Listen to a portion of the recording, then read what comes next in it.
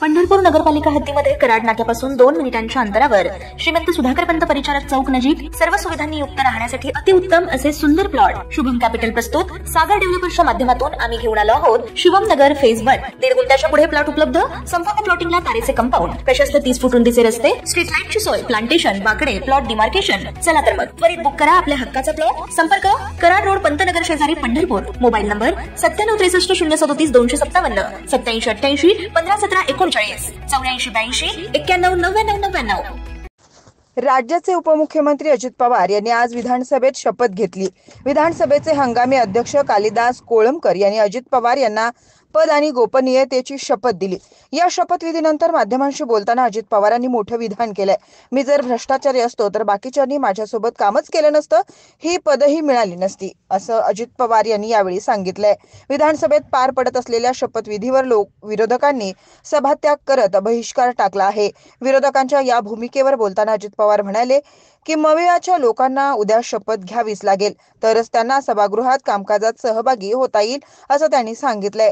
तसंच पहिल्या दिवशी आपण काहीतरी वेगळं करतोय, आम्ही कमी असलो तरी अस्तित्व दाखवण्याचा प्रयत्न सुरू आहे। काही लोक आत बसलेले होते, मी शपथ घेऊन उतरताना ते बाहेर निघाले होते। आज आपण शपथ घ्यायची नाही असं त्यांना सांगण्यात आलं। ईव्हीएमचा इन्कम टॅक्सचा मुद्दा काढलाय, अशी विरोधकांची स्ट्रॅटर्जी यावेळी अजित पवार यांनी सांगितली आहे। तसेच विरोधकांनी आज विधान भवनाच्या आवारात ईव्हीएम मशीनचा निषेध करत परिसर दणाणून सोडला होता। यावर बोलताना अजित पवार म्हणाले की मी महाविकास आघाडीत काम केलंय, मी त्यांचा कार्यकर्ता होतो। विधानसभा निवडणुकीत ईव्हीएमला दोष देण्यात काही अर्थ नाही। लोकसभेला मवियाला जागा मिळाल्या तेव्हा काय वाटलं नाही?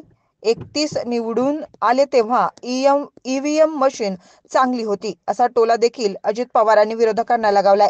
दरम्यान आज अजित पवार यांनी आज ईडीने जप्त केलेली मालमत्ता मुक्त करण्याचे आदेश दिलेले आहेत।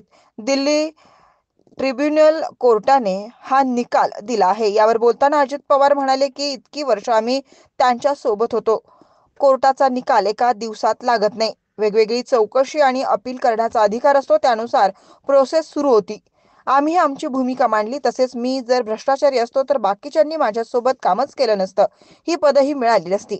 राजकीय भूमिकेतून अडचणीत आणण्याचा प्रयत्न झाला। मला जिथं न्याय मागायचा होता तिथं मागू शकतो, मी मागत होतो। ताज्या घडामोडी पाहण्यासाठी आमच्या YouTube चॅनलवरील PVR म्हणजेच पंढरी वार्ता या न्यूजला सबस्क्राइब करा आणि शेजारील बेल आयकॉनवर क्लिक करा।